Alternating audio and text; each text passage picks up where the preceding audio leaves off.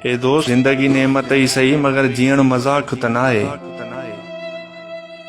असांजे मथां जेका नेमत मड़ी वई आहे उहा कंहिं ज़हमत खां घटि आहे छा? मञा थो जिंदगी हसीन खां हसीन तर आहे, मगर जिंदगी खां बदतरीन का बि शइ नाहे। जेके कुर्ब अज़ाब अज़ियतूं आज़माइशूं ऐं इम्तिहान जिंदगी वठे थी, ये हरगिज़ नेमत जूं ख़सलतूं न आहिनि। जिंदगी मुसीबत जो शहर आहे ऐं असीं सभु उन शहर जा रवासी आहियूं जेके जीअरात आहियूं पर जीऊं कोन था।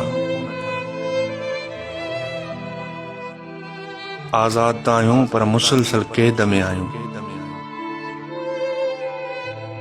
असांजे कदमनि में तोक ऐं ज़ंजीरूं त न आहिनि, पर असांजी सोचुनि असांजे एहसासनि खे पाबंद कयो वियो आहे।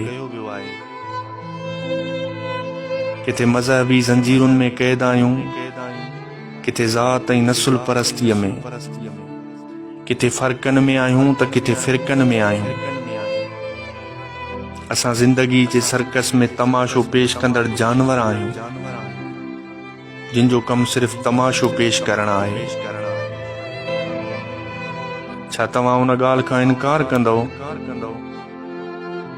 त माण्हुनि खे ज़िंदगी खां वधि मौत छो अज़ीज़ हूंदो आहे? ज़िंदगी ज़लालत, ग़ुलामी, बुख, बदहाली, मायूसी ऐं नाकामी जो नालो आहे, ऐं मौत आज़ादी जो नालो। मौत ज़िंदगी जहिड़ी गंदगी खे मिटाइण जो नालो आहे। जिंदगी हरगिज़ ज़िंदगी न आहे, मौत ई ज़िंदगी आहे, जंहिंमें का बि ग़ुलामी न आहे, जंहिंमें आज़ादी आज़ादी ऐं फ़क़ति आज़ादी आहे।